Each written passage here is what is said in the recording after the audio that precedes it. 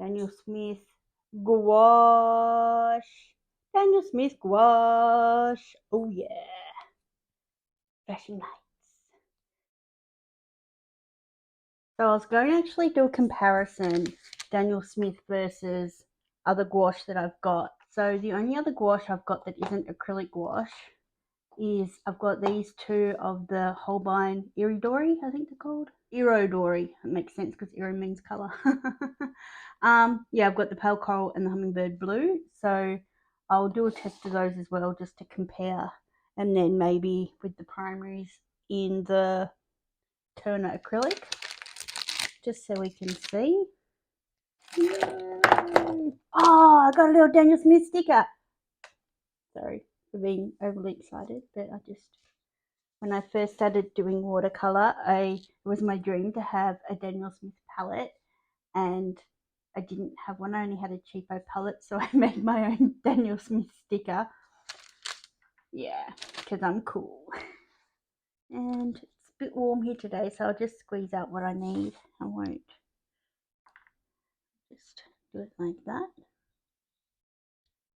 So the first one is Hans Yellow Medium, which I have in Daniel Smith watercolor, and it is a really, really lovely primary yellow. And this just feels absolutely beautiful already to paint with. Oh, it just feels so nice. Really creamy and beautiful. I'll do a line so you can see how opaque it is. 9.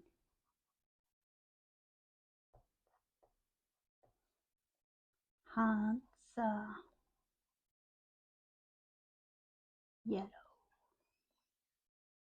Medium. And then I may as well write all the other ones down while I've got my pen out. Pearl Red and Ultramarine Blue.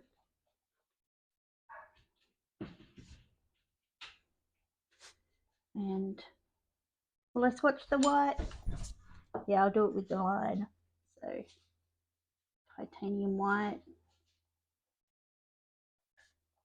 And then at the bottom I'll do some mixes, but here I'll do Holbein. What is it? Hummingbird Blue. Blue. And Pale Coral. I mean, they're beautiful paints as well. You can't really go wrong with Holbein, can you?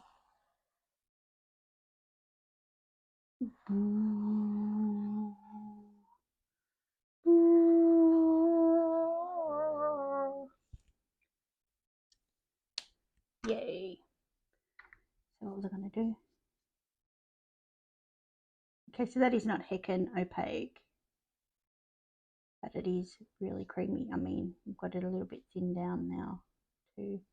If you did a few layers, I'm sure you could cover the line if you really needed to.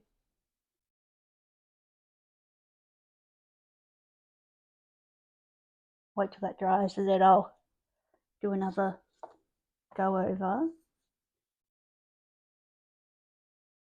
So I don't know if people want pigment information and that kind of thing. It is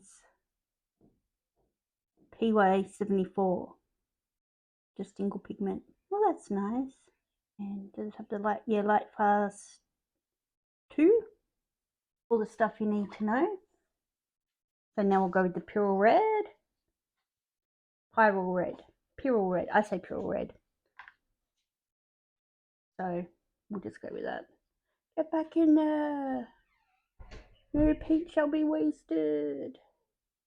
So yeah, they were a bit more expensive buying single tubes. So I'm glad I found this little set. Barry Post is the only place in Australia I've actually seen that have it. So this is undiluted. It's only got the water that's in my brush. I feel like the Winsor Newton I've got in the white is pretty thick compared to this, but I've only used that for mixing really, or over the top of watercolor. So Might just be because I let it go a bit goopy. Again, not heckin opaque,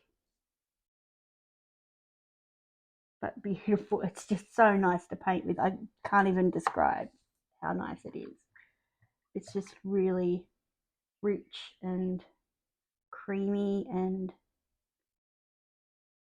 looks really, really beautiful. I don't know. It's just, I'm impressed, guys. I'm just impressed so far. Ultramarine. Get back in there. Go.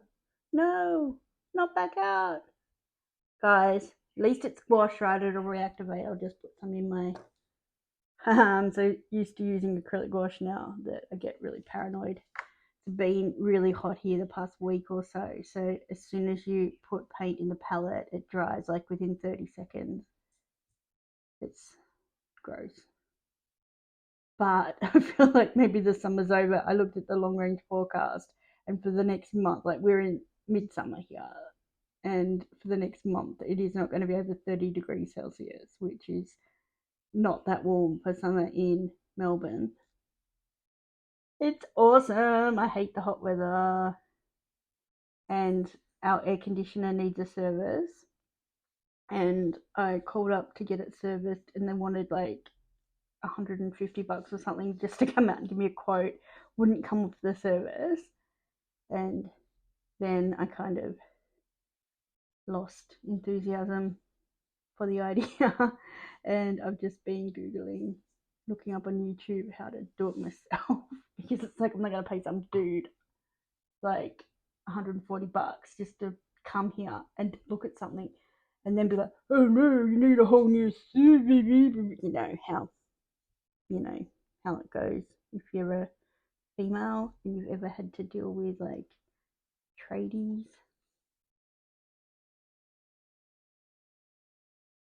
Maybe you don't, maybe it's an Aussie thing, I don't know.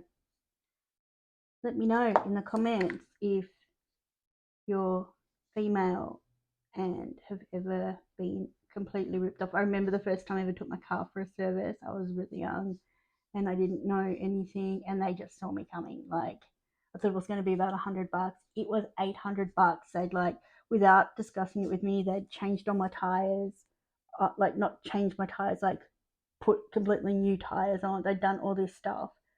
And I was pretty poor because I was young, and so upset. Oh, it was the worst. It was like the actual worst.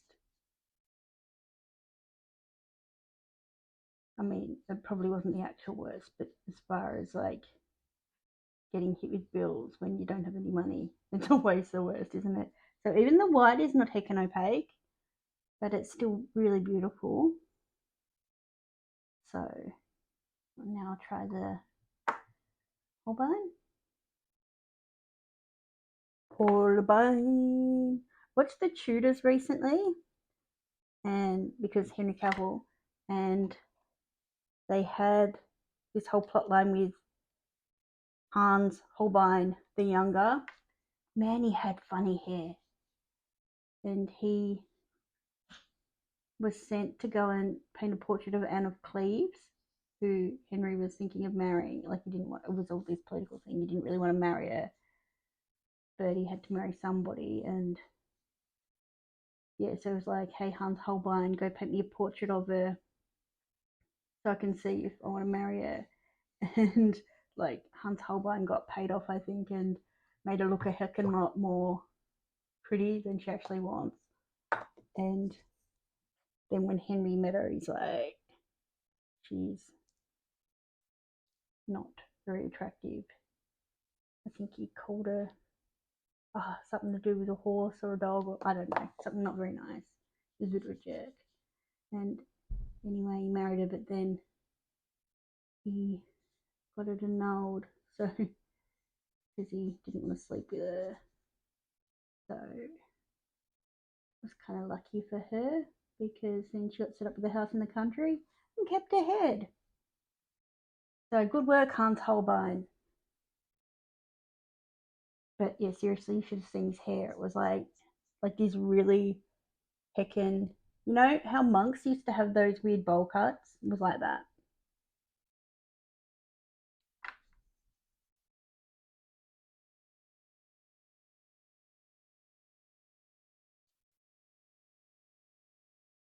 But anyway,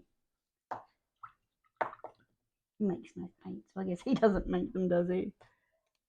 So I feel like the Daniel Smith ones are a bit thicker than the Holbein.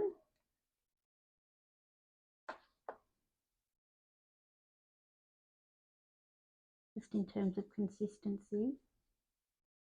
Probably similar in opacity. Put some little plonkies in there. What do you call them? Like chunks of dried paint. But yeah, it's a pretty colour. I really like these paints too.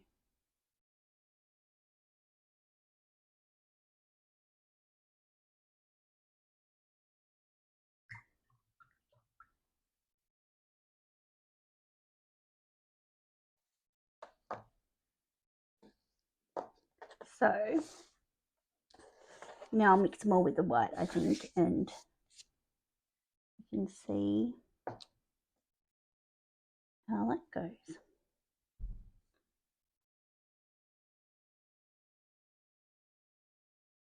My dog is doing something naughty because he knows that I'm distracted. I would say he's gone to rip tissues out of the tissue box and eat them because that is his favourite thing to do. Is that what you were doing? Come here. Excuse me, sir. I don't know, normally when he does it, he comes out and he's got like all this tissue hanging out of his mouth, so you know it's not very subtle. Oh, nice. So nice. Even today it's quite warm, like in the house. I think my house just retains heat. North facing. I have a big umbrella, but it kind of broke. I need to, I don't know, get somebody to just solder it back together or something. The spokes broke. And yeah, the whole place just heats up. It's not very hot today, but still a bit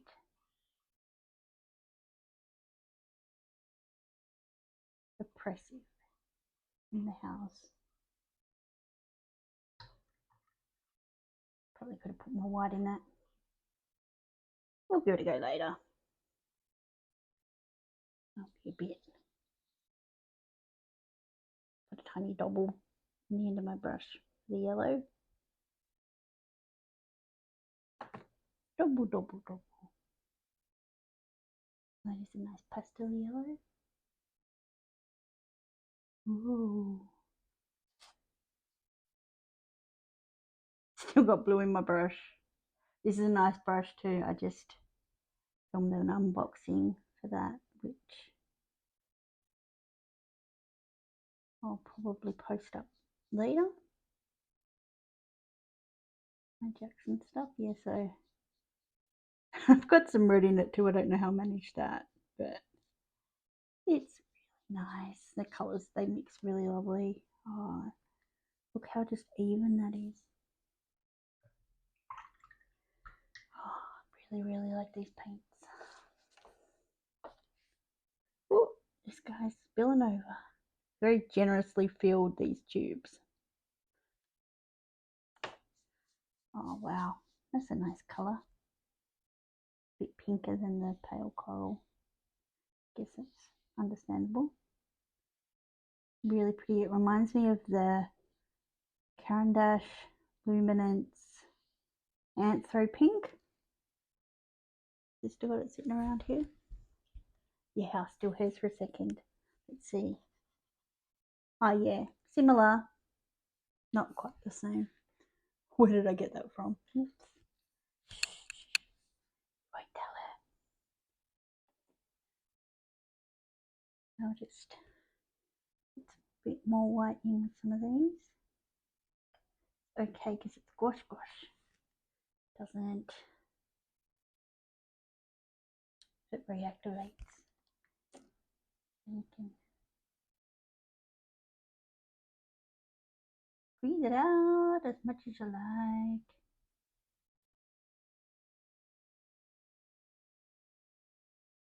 Put this over this because I want to use the bottom for mixing these colours.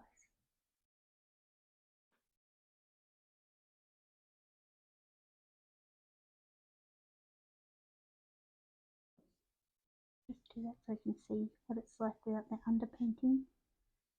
I'm really happy with these. They were a bit pricey, but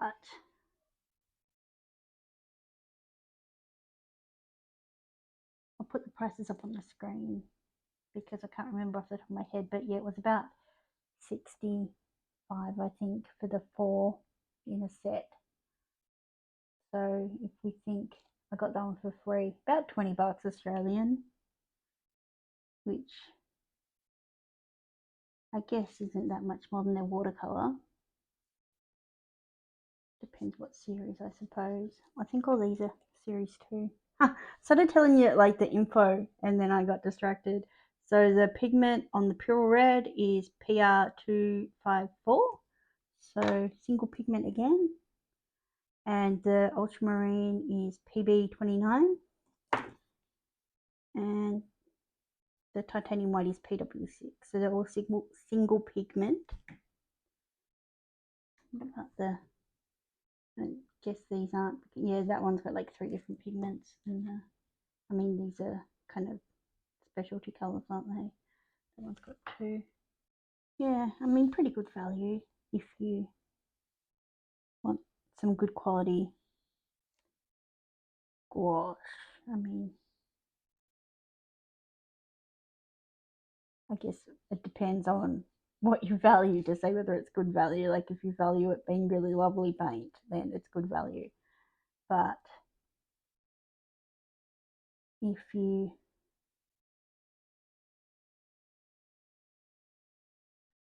value, I don't know, money more, then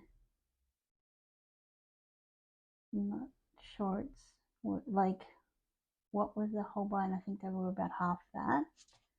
And they're also lovely paints. So, oh, this is nice once you've got a lot of white in it. Look how pretty that is, that pastel blue.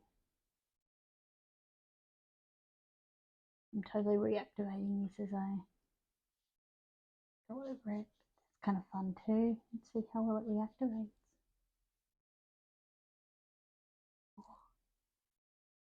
This is only cheap paper, and cheap drawing paper. It's not meant for wet media or anything, and it's taking this really well. Like, oh, it's just so nice. Okay, I can't even.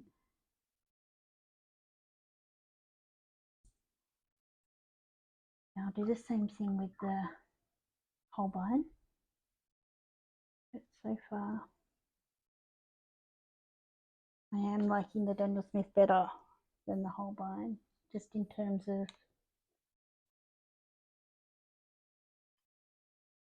I don't know, niceness of painting with.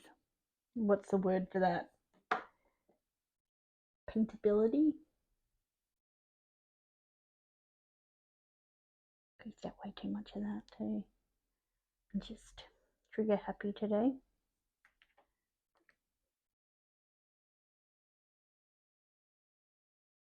I'll just go full pale with this. I mean, the colours are colours that I've, just picked as convenience colours in these. So it's not as if you can really compare it in that way, but I mean, that's nice too. That's really nice. Ooh. I was going to do the acrylic gouache as a comparison too, but I'm not really leaving myself a lot of room, am I? I guess I can do little swatches. Don't know about other people, but when I'm swatching, I feel like I just get bigger and bigger as I go. super pale. Ooh, nice though.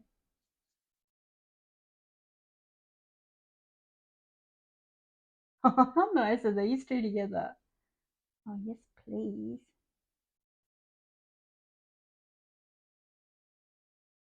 That's going on nicely. But then is that because I've mixed it with the Daniel Smith paint? What I'll do is I'll do another layer of those. Well, I'll do another layer of them all. But yeah, to see if it. I just really love the consistency of this paint. It's beautiful. Just beautiful. Guys. So this is the red. I mean, I've swatched it before on this channel, so if you want to know more about the swatching of these guys, check out my swatch party video. I can link that at the end.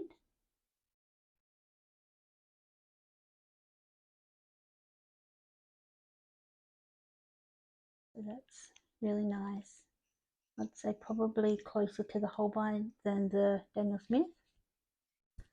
I mean, obviously these are going to be different because they're acrylic gouache, not just gouache. I assume the binder's different or something. I don't know, I'm not a scientist.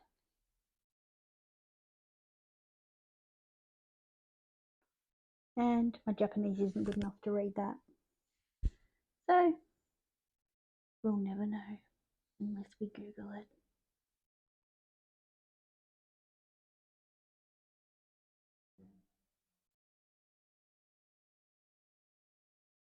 That went on pretty nicely.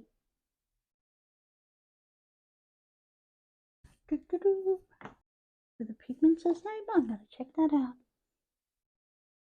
Okay, so the yellow pigment's the same in the Turner and the Daniel Smith. But this is permanent yellow.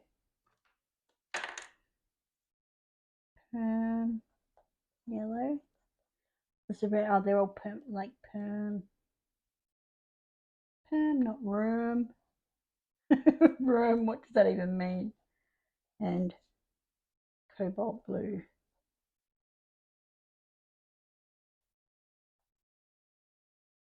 The Turners you have to add a little bit of water to or they're too thick. Whereas the Daniel Smiths I found straight out of the tube, you could paint with them and they weren't too dry. So, don't know if that is a plus or a minus. It's just a thing. It is what it is. I don't know what that means. Like when people say it, what do they mean? Like obviously it is what it is. What else would it be?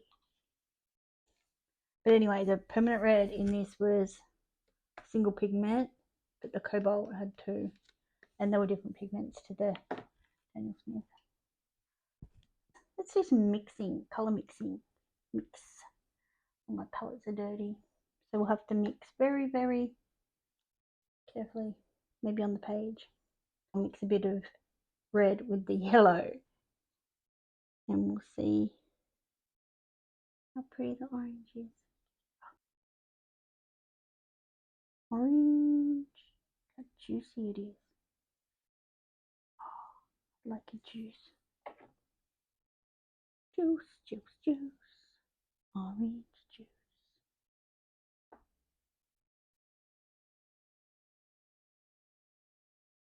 And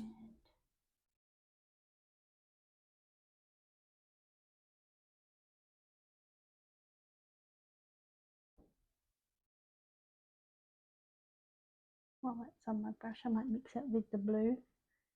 If we can get a nice neutral.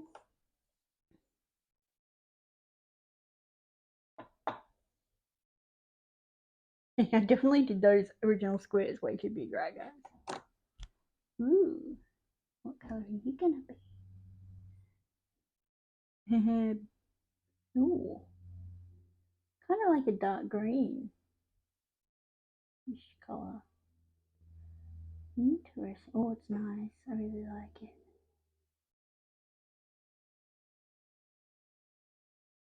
Get some of this red from here. Oh, yeah, let's just mix that in there like that then. Oh, make a nice dark red. Mixing colors randomly. Wow, wow, wow, wow. Okay, now we're getting more of a brownie brown. That's a lot more. Look at that. Can't see my G. G really cares. That is a nice brown.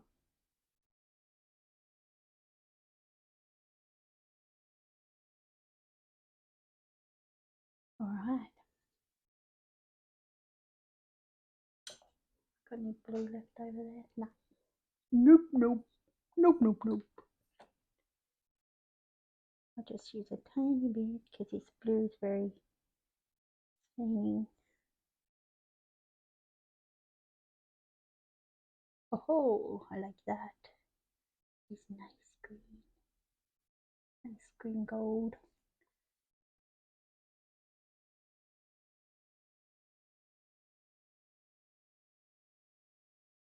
I'm a bit of a green fan.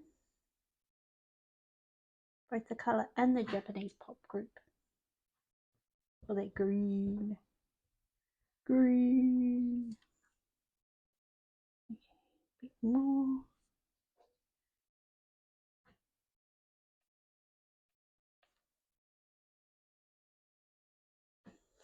Got the end of this tube a bit mucky now, but yeah. What do about it? Doesn't really matter. What paper, where you going? Come back. So you can make some really nice greens. Gosh, it's buttling out again. Daniel Smith, you're too generous with your tubes. They go crazy. A little bit of red. A little bit of blue. I found it. Mixing red and blue. I don't know, I just always makes this sort of ugly purple that reminds me of primary school.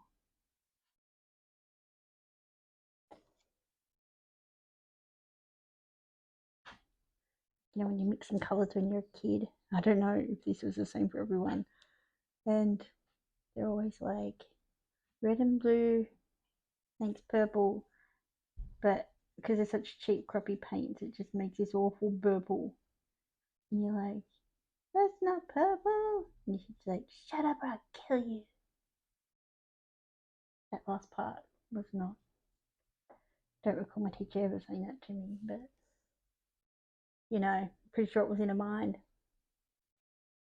Especially my grade 4 teacher, man. She'd cut you. With a cheekbone. She had amazing cheekbones. So yeah, that's not too bad. As far as purple goes.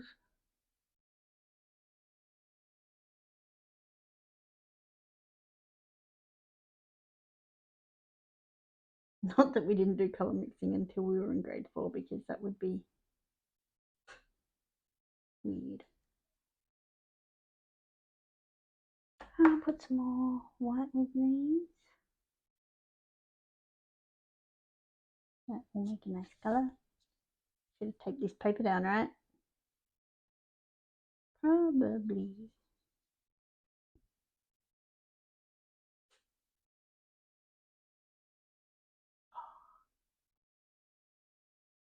Quite a pretty colour.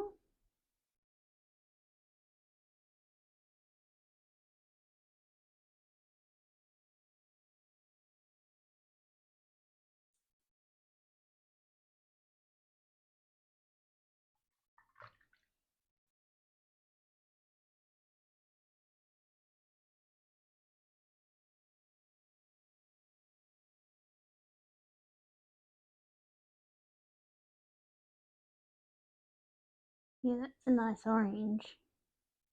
I do like a light orange.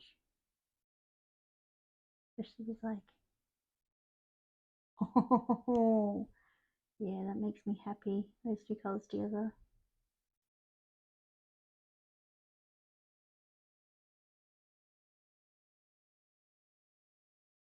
And those two too.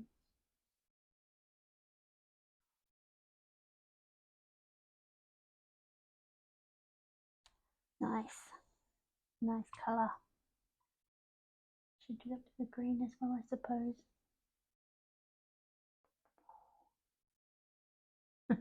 The white in my palette is getting pretty muddy. Use my fat arms. Oh, how nice is this colour? Oh, it's just so pretty. So pretty. Let's do a little lob up there because it's so pretty. I mean, I really love them all.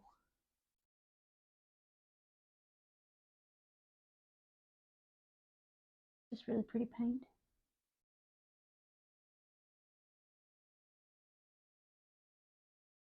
You say gouache or gouache? Wait, gouache. I mean, if you were saying it phonetically, it'd be go ache. Well, not phonetically, but you know, go ache. It sounds like a little Shakespearean insult. Go ache, you scary dog.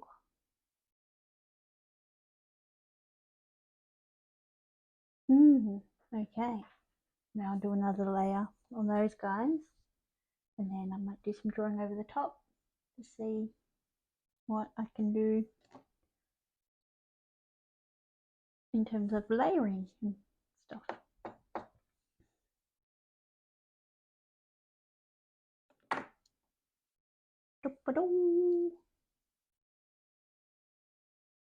Yeah, you need it pretty thick, I think, for it to be completely opaque.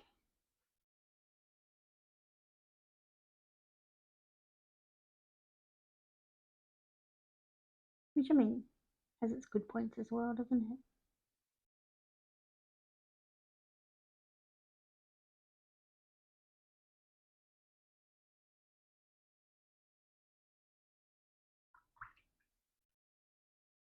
I mean, it's pretty covered there.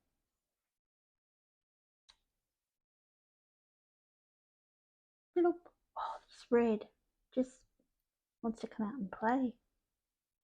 Your time will come, pure red.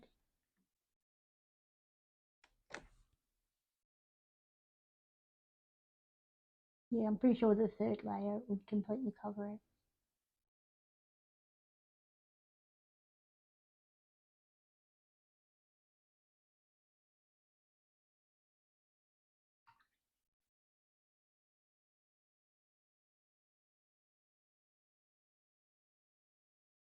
Flipping all over the place, aren't I? Doesn't matter. It's cool.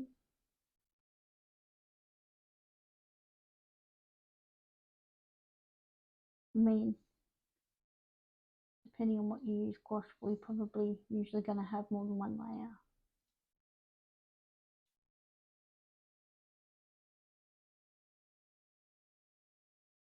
It is a lot less stressful when you don't have to worry about it drying in your palette. But then sometimes it's more stressful because it reactivates when you're layering, so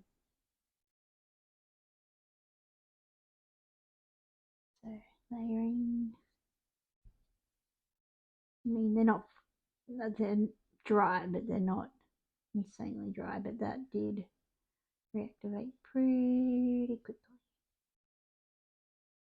Underlayer, which I mean you can use to good effect if you're somebody who doesn't get stressed out by that. Nice colour. Let's try doing the yellow over that guy. I mean, yeah, about the same. About the same. This was a thinner base layer.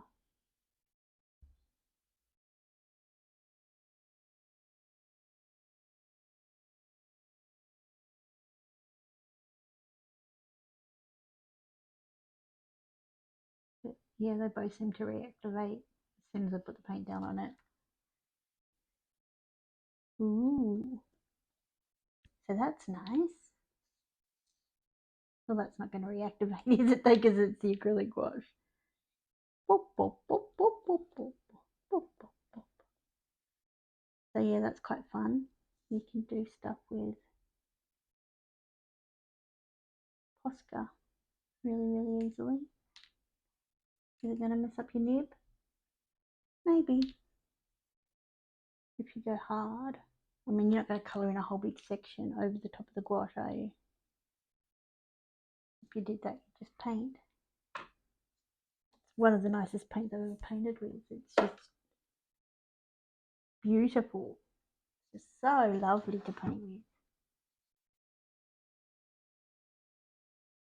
So, what we might do now is clean this up, and then I'll do a little painting with just the three and the white.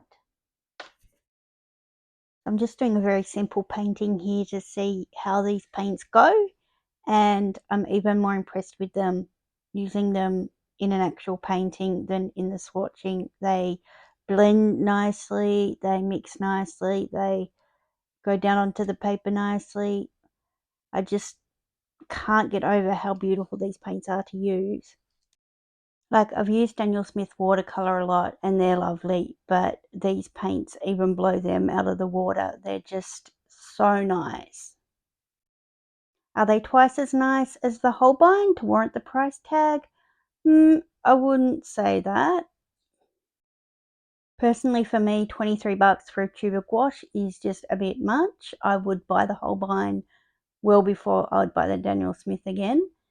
But if I was in the US where they're a lot cheaper, then I would definitely be opting for the Daniel Smith paint. But I'd love to know what you think. Have you tried the Daniel Smith gouache yet? Do you love their watercolor? Do you have a favorite brand of gouache that you would just not ever stray from? Let me know. And if this video has been helpful to you, it would be great if you could give it a thumbs up so that I know. And if you want to see more of this kind of thing, consider subscribing to the channel. Otherwise, I'll see you next week. Bye!